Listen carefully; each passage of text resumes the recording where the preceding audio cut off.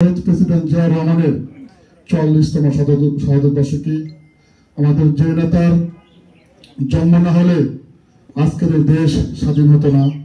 আমাদের সেই নেতার আজকে থেকে ৪০ বছর আগে ১৯৮১ সালের ৩০শে মে কিছু বিপদগামী সেনা কর্মকর্তা চট্টগ্রামে সার্কিট হাউসে তাকে হত্যা করে, নির্মম হত্যা করে শহীদ করেছিল। আমাদের এই নেতা ১৯৭১ সালে স্বাধীনতার ঘোষণার মধ্য দিয়ে আজকে দেশের স্বাধীনতা সার্বভৌমত্ব দেশের আজকে ৪০,০০০ বর্গ আজকে পেয়েছি আমরা। তার উত্তরসূরি হিসেবে তারেক রহমান গত জুলাই আগস্টের যে আন্দোলনের নেতৃত্ব দিয়েছে, ছাত্র জনতার আন্দোলনে আজকে যারা বড় বড় গল্প করেছেন, আমরা আন্দোলনে প্রতিটি দিন আন্দোলনে গিয়েছি, দেখেছি।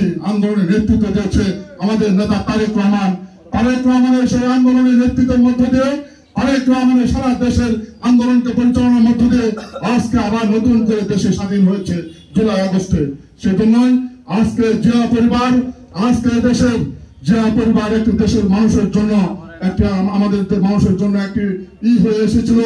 জিয়া রহমান এদেশকে স্বাধীনতা ঘোষণা দিয়েই শুধু ক্ষান্ত হয়নি, রণক্ষেত্রে সে ২টি সেক্টর কমান্ডারের দায়িত্ব নিয়ে যুদ্ধ করেছে। আর আজকে আওয়ামী লীগের নেতারা গত ১৭ বছর যারা গলাবাজি করেছেন, তারা ওই ইন্ডিয়াতে গিয়ে যারা বিভিন্ন অপকর্ম করেছেন, আজকে তারা পালিয়েছেন।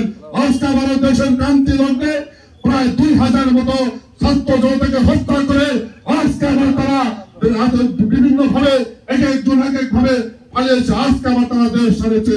আজকে দেশ আবারকে বিএনপি সহ জিয়া পরিবারকে আবার এই দেশে দায়িত্ব নিতে হয়েছে। আজকে আপনাদের যারা আপনাদেরকে যারা ক্ষমতায় দিয়েছে, বিএনপির ১৭ বছরের আন্দোলনের ফসল হিসাবে আজকে আপনারা ক্ষমতায় এসেছেন, আপনারা ক্ষমতা বলেছেন। আপনাদের খেয়াল রাখতে হবে, আপনারা যদি ওই দুধের বাচ্চাদের দেশ চালানোর মতো সিদ্ধান্ত নেন, দেশ চালাবেন, তাহলে ভুল করবেন, ভুলের সঙ্গে আছেন। ৩৬ দিনের আন্দোলনে কোনদিন সমাধান হতে পারে না। ওই ৩৬ দিনের আন্দোলনে জাতীয়তাবাদী দলের বিভিন্ন সংগঠনের বিভিন্ন নেতৃবৃন্দ ওই আন্দোলনের প্রতিটি আন্দোলনের বিভিন্ন স্পটে ছিলাম আমরা দেখেছি ওই ছাত্ররা কি করেছিল। ৩ তারিখে তারা হামের কাছে গিয়ে হোটেলে গিয়ে আত্মসমর্পণ করতে বাধ্য হয়েছিল। বিএনপি নেতারা কখনো ব্যর্থ হয়নি। সেই জন্য ওই দুধের বাচ্চাদেরকে দিয়ে দেশ চালনা পরিকল্পনা করবে না। অতি দ্রুত সম্ভব গত ২৮ অক্টোবর ঢাকাতে আমাদের নেতা তারেক রহমান ঘোষণা দিয়েছে, আমাদের সবাই বলেছে, আর নয় দিল্লি, আর নয় সিন্ডি। আজকে বাংলাদেশ অন্য কোনো দেশ নয়, আমাদেরকে বাংলাদেশকে সামনের দিকে এগিয়ে নিতে হবে, বাংলাদেশকে করতে হবে। আজকে বিভিন্ন চক্রান্ত চলছে। ঢাকা বিশ্ববিদ্যালয় মেধাবী ছাত্র নেতা ওই সাম্যকে হত্যা করে আজকে বিভিন্ন কিভাবে হত্যা হচ্ছে, এগুলি আজকে বিচার হচ্ছে না, বিচারের আওতায় রাখতে হবে। আজকে এখন পর্যন্ত আমরা বিভিন্ন জায়গায় দেখছি আওয়ামী লীগের অনেক নেতারা উঠি চুটি পারে। আমি মেয়র প্রশাসনকে বলবো, মেয়র প্রশাসন যদি ওই আওয়ামী লীগ কুখ্যাত ঘুরিলা এখনো উঠি চুটি পারে, আপনারা যদি গ্রেপ্তার না করেন তাহলে আপনাদের বিরুদ্ধে আমরা আন্দোলন করবো। কোন বিএনপি নেতাদের যদি আপনাদের কোনো বিন্দু পরিমাণ ত্রুটি থাকে, আপনারা আমাদেরকে বলবেন। আমরা কেন আওয়ামী লীগের নেতারা এখনো উঠি চুটি পারে, কেন আওয়ামী লীগের নেতারা বিভিন্ন জায়গায় আজকে দেখছি হামলা করছে, কেন করছে, প্রশাসনকে বলতে হবে। সারা বাংলাদেশের নাই নির্যাতিত কোথায় আছে, মেরান্দা প্রশাসন, জামালপুর প্রশাসন, আপনারা খুঁজে বের করবেন।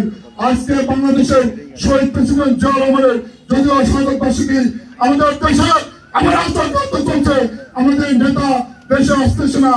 বাংলাগুলি মুক্ত করে আমাদের নেতা দেখছে আবার ওই ৮১ মতো যখন দেখছে সারা বাংলাদেশে সারা বিশ্বে তারেক রহমানের নেতৃত্ব প্রতিষ্ঠিত হয়েছে, তখন তারেক রহমানের বিরুদ্ধে বিভিন্ন চক্রান্ত চলছে।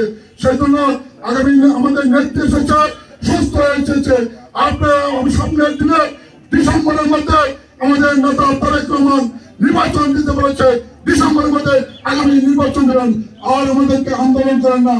আন্দোলন করলে আপনাদের অনেক নেতাদের, আপনারা যারা আজকে নেতৃত্ব দিচ্ছেন, সরকার গঠন করছেন, তাদের কিন্তু অনেকের ইজ্জত থাকবে না। দয়া করে ডিসেম্বরের মধ্যে নির্বাচন দেবেন। বলে সবাইকে ধন্যবাদ দিচ্ছি।